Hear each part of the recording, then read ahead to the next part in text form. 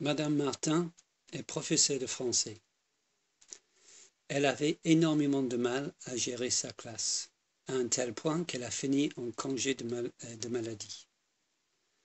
La classe qui lui posait problème était celle dont je m'occupais.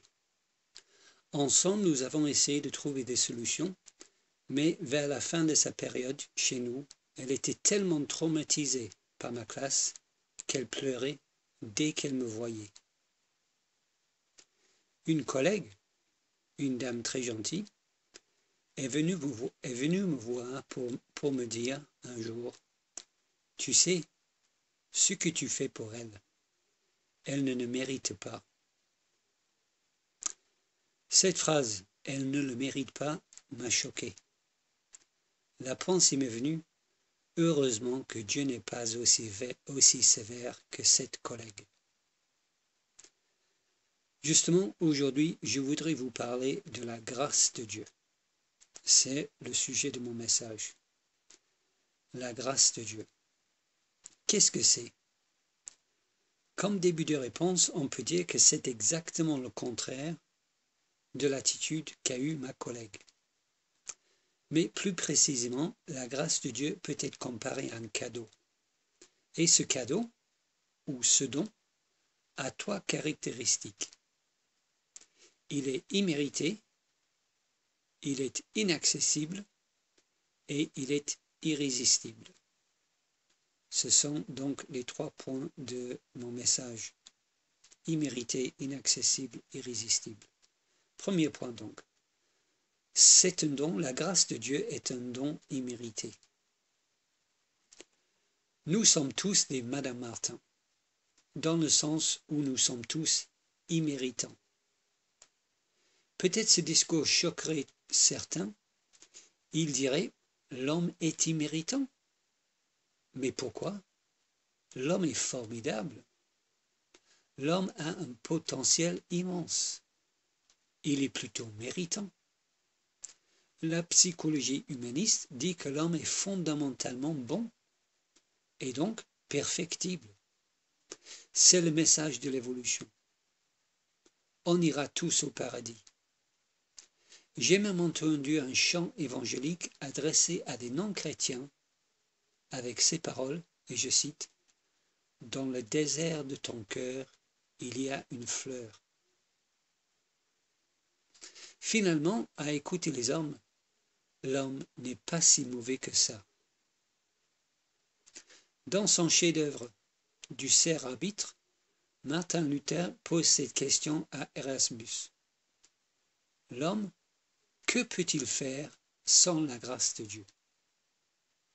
L'homme, que peut-il faire sans la grâce de Dieu? Il y a 3 réponses possibles à cette question. Premièrement, on peut dire que l'homme peut faire le bien. Ou on pourrait dire que l'homme ne peut faire ni le bien ni le mal. Ou la troisième possibilité, c'est que l'homme ne peut rien faire de bien. Il ne peut faire que le mal. Et c'est la dernière réponse qui est enseignée dans la Bible. Mais on dira qu'il y a des gens qui sont bien. Barack Obama, par exemple, est quelqu'un de bien. Certes, il n'est peut-être pas chrétien, mais il essaie de faire le bien. Il a essayé de régler le monde de la finance aux États-Unis. Il a créé une sécurité sociale pour les Américains en essayant de donner aux plus démunis un accès à la santé, aux soins gratuits. Il tend la main vers les musulmans modérés. Tout cela est bien. Mais comment savoir si quelqu'un est bien? Comment savoir ce qui est bien? C'est quoi le critère? Qui décide qu'est-ce qui est bien? Je pense qu'on aurait un consensus sur le fait qu'un bon début serait de garder les 10 commandements. Quelqu'un qui garde les 10 commandements peut être considéré comme quelqu'un de bien. La Bible appelle cela observer la loi. garder les 10 commandements, observer la loi. Eh bien, mes amis, c'est justement ça le problème. Parce que pour Dieu, notre justice, nos bonnes œuvres, est comme un vêtement souillé. Ésaïe 46, verset 6. Notre justice est comme un vêtement souillé. Rendez-vous compte, faire le bien, c'est donc déplaire à Dieu. Pourquoi? Parce qu'il est impossible de respecter toute la loi tout le temps, et Dieu qui est parfait n'accepte que la perfection. Et aussi parce que ceux qui cherchent à se justifier par la loi commencent à se croire méritants. C'était la faute des pharisiens. Mais Paul dit clairement que ce n'est point par les œuvres afin que personne ne se glorifie. Ce n'est point par les œuvres afin que personne ne se glorifie. Éphésiens chapitre 2, verset 9. Le seul acte qui plaît à Dieu, c'est d'abandonner notre justice et de croire en la justice de son Fils Jésus-Christ. Le meilleur des hommes est donc sans mérite. Vous trouvez le tableau noir? Je suis trop pessimiste? Eh bien, ce n'est pas encore fini. Non seulement l'homme est imméritant, mais il est déméritant. Non seulement nous ne méritons pas ce don, mais nous méritons exactement le contraire. Dans notre passage, verset 2 et verset 3, nous lisons « Nous étions par nature fils de la rébellion, enfants de colère. » Nous méritons la colère de Dieu. Nous méritons l'enfer. Renversons ces forteresses à la gloire de l'homme qui se sont construites sournoisement dans notre cœur et dans notre société. L'homme n'est pas indifférent à Dieu. L'homme est hostile à Dieu. L'homme est l'ennemi de Dieu. L'homme est par nature fils de la rébellion. Et Paul nous rappelle que nous suivions le prince de la puissance de l'air, verset 2. Nous sommes soit le serviteur de Dieu ou du diable. Il n'y a pas de zone grise. Personne n'est neutre. Nous ne méritons pas sa grâce, nous méritons son jugement. Ce don est donc un don immérité, car il n'est pas accordé sur la base de notre mérite. C'est mon premier point. C'est un don immérité. Mon deuxième point, c'est un don inaccessible. Dans notre passage, Éphésiens 2, nous lisons au verset 8, « Car c'est par la grâce que vous êtes sauvés. Ce n'est point par les œuvres, afin que personne ne se glorifie. » Je travaille, et donc je gagne un salaire. Mon salaire m'est dû, je l'ai mérité. Œuvre et salaire et mérite vont ensemble. La grâce et le don vont ensemble. On ne peut pas gagner la grâce comme un salaire par nos œuvres ou par nos efforts. Il est donc inaccessible pour nous si Dieu ne nous la donne pas. Nous sommes des chrétiens. Nous n'oserions pas suggérer que nous pouvons mériter la grâce de Dieu, que nous sommes sauvés par nos œuvres. Mais nous sommes aussi des hommes. Et l'homme cherche constamment et par tous les moyens à se glorifier, à se réserver rien qu'un peu de mérite dans son salut. C'est dans notre nature. Nous voulons y être pour quelque chose, aussi infime que ce soit, dans notre conversion. Nous raisonnons donc ainsi. Certes, la grâce de Dieu est un cadeau de Dieu immérité.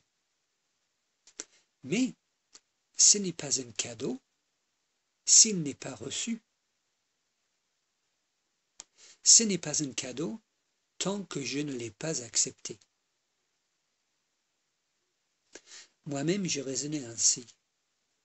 Je pensais que j'étais devenu chrétien parce que Dieu m'avait proposé sa grâce et aussi parce que moi, je l'avais accepté. Je croyais qu'en moi, il y avait une petite étincelle, une lueur, ou si on reprend les paroles de ce chant que je citais plus haut, une fleur au fond de mon cœur, et que cette lueur, cette étincelle, avait répondu à l'Évangile. Et par conséquent, Dieu m'avait donné sa grâce, Dieu m'avait sauvé. Pour moi, il y avait clairement une relation de cause à effet. Certes, Dieu a fait sa part, mais je devais faire le mien. Il avait fait 99,9%, mais je devais faire mon 0,1%. Je devais quelque part coopérer avec Dieu, sinon il ne pouvait pas me sauver. Je devais accepter Jésus ou choisir Jésus. Nous allons voir qu'une telle conception de notre rôle dans notre conversion n'est ni biblique ni logique. Mais tout d'abord, considérons les conséquences d'une telle conviction. Si j'estime que j'ai coopéré avec Dieu dans ma conversion, dans mon salut, c'est-à-dire que lui propose et moi j'accepte, alors je ne suis pas si imméritant que tout cela. Après tout, j'ai répondu à l'appel de l'Évangile, là où d'autres ne l'ont pas fait. J'ai donc un tout petit peu de mérite par rapport à eux. Sinon, pourquoi ai-je répondu et pas un autre? Est-ce dû à la chance? Si je pars du principe que Dieu offre sa grâce à tous et que j'ai accepté, et pas mon voisin, alors j'ai choisi de faire plaisir à Dieu. Là où l'autre a refusé de faire plaisir à Dieu. Et donc, j'ai une toute petite raison de me glorifier. Mais une raison quand même de me glorifier, de me valoriser. Cette prière choquante de Charles Spurgeon résume les conséquences dans notre cœur d'une telle conviction. Seigneur, je te remercie que je suis né avec le pouvoir de me changer, de me décider pour toi. J'ai amélioré la grâce, la lumière, l'étincelle qui était en moi. Si seulement tous avaient fait comme moi, ils auraient pu être sauvés eux aussi. Seigneur, je sais que tu nous aides, si nous nous aidons nous-mêmes. Tu donnes ta grâce à tous. Certains ne la saisissent pas, mais moi, je l'ai saisie. Ce n'est pas ta grâce qui a fait la différence entre eux et moi. Certes, elle a fait beaucoup, mais c'est mon attitude, ma décision, qui l'a fait basculer. J'ai accepté ce qui m'a été donné, là où d'autres ont refusé. C'est une prière délibérément choquante. Mais je sais qu'il y a des chrétiens évangéliques qui croient cela. Je sais parce que j'en étais un. Qu'est-ce que je suis en train de dire alors? Que le cadeau de la grâce de Dieu ne doit pas être accepté par nous? Non, bien sûr, je ne dis pas ça. Bien sûr que l'on doit l'accepter. Mais c'est quoi accepter le cadeau? C'est d'y croire. C'est de croire à l'Évangile. Accepter le cadeau, c'est de croire à l'Évangile. Mais cette foi, pour croire, vient-elle de nous? La trouvons-nous en nous-mêmes, en nos propres ressources? Fait-elle partie de l'étincelle au fond de mon cœur? Que dit la Bible? C'est par la grâce que vous êtes sauvés, par le moyen de la foi, et cela ne vient pas de vous, c'est le don de Dieu. Cette foi est le don de Dieu. Pour nous sauver, Dieu exige de trouver la foi dans notre cœur et Dieu met la foi dans notre cœur. C'est-à-dire qu'il remplit lui-même sa condition. Et c'est justement ça sa grâce. D'ailleurs, si ceci n'était pas le cas, le Nouveau Testament serait exactement comme l'Ancien Testament, à savoir une condition de la part de Dieu, observer la loi, ou dans ce cas, croire à l'Évangile, qu'aucun homme ne pourrait remplir. La différence avec la Nouvelle Alliance est que Dieu nous impose la condition de la foi et nous la fait remplir aussi par sa grâce. Nous avons des amis qui sont sévèrement frappés par la crise. Ils sont très endettés. Un huissier les a contactés pour récupérer son argent. Imaginons que ce huissier impose ces conditions strictes. Vous devez rembourser la somme avant telle date, sinon je vais saisir vos meubles. Imagine qu'il impose ces conditions-là, sinon je vais saisir vos meubles, et ensuite il verse lui-même l'argent sur le compte bancaire de l'ami. Il impose sa condition et il la remplit lui-même. Eh bien, aussi incroyable que cela puisse paraître, c'est exactement ce que Dieu a fait pour nous. Il impose la condition de la foi et il la remplit en nous. C'est le principe de la réforme protestante qu'on appelle sola gratia, la grâce seule. Le cadeau de sa grâce nous est totalement inaccessible, car nos efforts sont inutiles. Si Dieu ne nous donne pas sa grâce, nous ne pouvons pas nous la procurer. Et mon troisième point, c'est un don irrésistible. C'est un don irrésistible. C'est par la grâce que vous êtes sauvés, dit Paul. La nature de ce don, c'est le salut. La grâce de Dieu sauve. Ce n'est pas qu'elle ouvre la possibilité pour nous d'être sauvés, comme le disent certains. Non, la grâce nous sauve. Nous ne sommes pas potentiellement sauvés, comme je l'ai lu dans un livre chrétien récemment. D'ailleurs, que veut dire potentiellement sauvé? Soit on est sauvé, soit on ne l'est pas. Ce n'est pas non plus qu'on est virtuellement sauvé. Non, la grâce de Dieu sauve. Mais peut-être vous me direz, oh là, stop. Il faut savoir que Dieu est un parfait gentleman parce qu'il ne nous oblige pas à accepter son don. D'accord, il propose sa grâce, mais il n'irait jamais à l'encontre de la volonté de l'homme. Il nous laisse libres. Nous avons le choix. Je réponds que cette idée n'est pas biblique, heureusement. Mais si nous réfléchissons un peu, c'est aussi un drôle de concept. Imaginons que la maison de mes voisins brûle. J'y cours pour leur porter secours. Sur place, j'essaie d'ouvrir la porte d'entrée pour aller secourir mes voisins. Mais la porte d'entrée est fermée à clé. Quand les pompiers arrivent et me demandent si j'ai essayé de sauver mes voisins, je réponds, je ne pouvais pas entrer parce que la porte était fermée à clé. Et je ne voulais surtout pas m'imposer. Je voulais les laisser libres de décider s'ils souhaitaient être sauvés ou pas. Là-dessus, les pompiers me diraient « Oh, quelle classe! Quelle courtoisie! Quel gentleman !» Non, les pompiers ne diraient pas ça. Ils diraient « Mais quelle inconscience !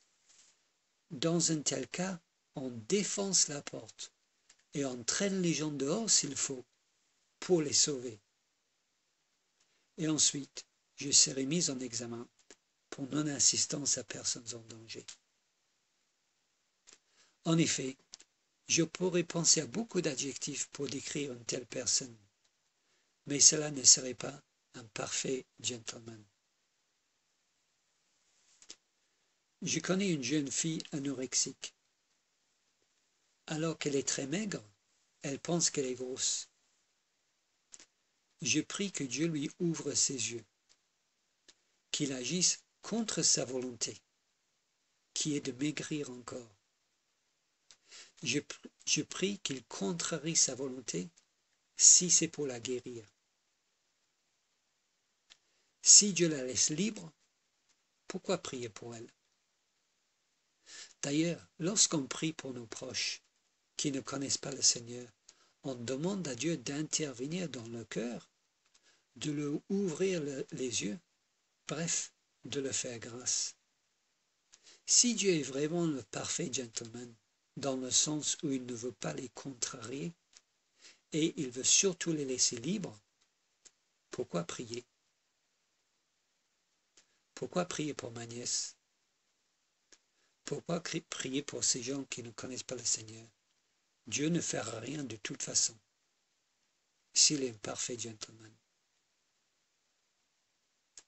Heureusement qu'il ne nous laisse pas libres, sinon personne ne serait sauvé. La vérité, c'est que Paul nous dit, vous étiez morts par vos offenses et par vos péchés. Verset 1.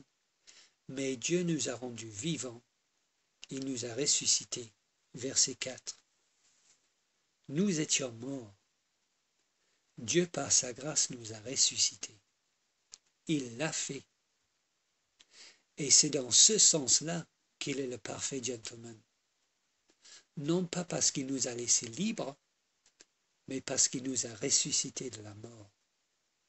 Il nous a fait naître de nouveau. Il a fait de nous une nouvelle création. Il a échangé notre cœur de pierre en un cœur de chair. Ça, c'est la régénération. Et Dieu l'a fait en nous. Et c'est en ça qu'il est le parfait gentleman. D'ailleurs, c'est logique. Paul ne choisit pas ici la métaphore d'un mort par hasard. Un cadavre représente notre incapacité totale. Qu'est-ce qu'un mort peut-il faire pour son salut? Qu'est-ce qu'un mort, un cadavre, peut-il faire pour se convertir? Un mort a besoin de vivre avant de pouvoir faire quoi que ce soit. Sans cette nouvelle naissance, ce nouveau cœur, cette force vivifiante de l'esprit en nous, nous serions aussi impuissants qu'un Lazare qui voudrait se ressusciter par sa propre force. Si Jésus n'intervient pas, Lazare reste mort. Si Dieu n'intervient pas dans mon cœur, je reste mort. C'est simple. Nous laisser libres, c'est donc nous laisser morts. C'est pour cela que je parle de la grâce irrésistible de Dieu, parce que sa grâce nous sauve malgré nous. Je connais un homme un soir qui marchait le long d'une plage en Normandie. Soudain, il a entendu ce qu'il croyait être une mouette crier dans la mer. En s'approchant, il s'est rendu compte que ce n'était pas une mouette, mais une femme qui appelait à l'aide. Un autre homme l'appelait pour qu'elle nage vers la plage, mais elle ne réagissait pas. Cet homme, il était sur le sable et il l'appelait pour qu'elle retourne au sable, mais la femme ne réagissait pas. Alors le premier homme est allé nager pour la sauver. Il s'est mis à l'eau et est allé pour la sauver. Quand il est arrivé à proximité de la dame, plutôt que d'être contente, elle s'est mise à se débattre, à un tel point qu'elle a failli les noyer tous les deux. Le premier homme a cependant réussi à amener la dame vers la plage. Plus tard, il a appris qu'elle voulait se suicider. Mes amis, nous sommes comme cette dame. Dieu ne nous envoie pas une invitation à croire, comme l'homme qui l'appelait pour qu'elle neige vers la plage. Dieu ne nous envoie pas une invitation pour croire en lui, mais il nous ressuscite des morts. Il plonge dans la mer, il nous prend et il nous traîne dehors, malgré nous et malgré notre volonté de rester dans notre péché, et si on prend l'image de cette dame, de nous suicider. Dieu ne nous envoie pas un faire-part, il nous arrache du feu de l'enfer. Et c'est dans cela qu'il est le parfait gentleman. C'est donc un don irrésistible. Donc je conclus. La grâce de Dieu est imméritée, car elle n'est pas accordée sur la base de notre mérite. Nous méritons le jugement de Dieu. La grâce de Dieu est inaccessible, car nos efforts et notre volonté sont inutiles pour l'atteindre. La grâce de Dieu est irrésistible, car c'est Dieu qui nous sauve, malgré nous. Soyons clairs, nous ne sommes pas des chrétiens parce que nous sommes plus gentils que ceux qui sont dehors, ou plus aimables que ceux qui ne viennent jamais à l'église. Nous ne sommes pas meilleurs, plus méritants ou moins coupables que ceux qui se moquent de Dieu. La seule différence entre eux et nous, c'est la grâce de Dieu. Ce n'est pas l'état de mon cœur, pas ma plus grande foi, pas je ne sais quelle étincelle ou quelle fleur au fond de moi qui a fait que j'ai décidé et que eux n'ont pas décidé. C'est la grâce de Dieu, afin que personne ne se glorifie et que toute la gloire revient au seul vrai méritant, Jésus-Christ. Lui qui a non seulement fait tout pour nous sauver, mais qui a aussi fait tout en nous pour appliquer son salut dans notre cœur.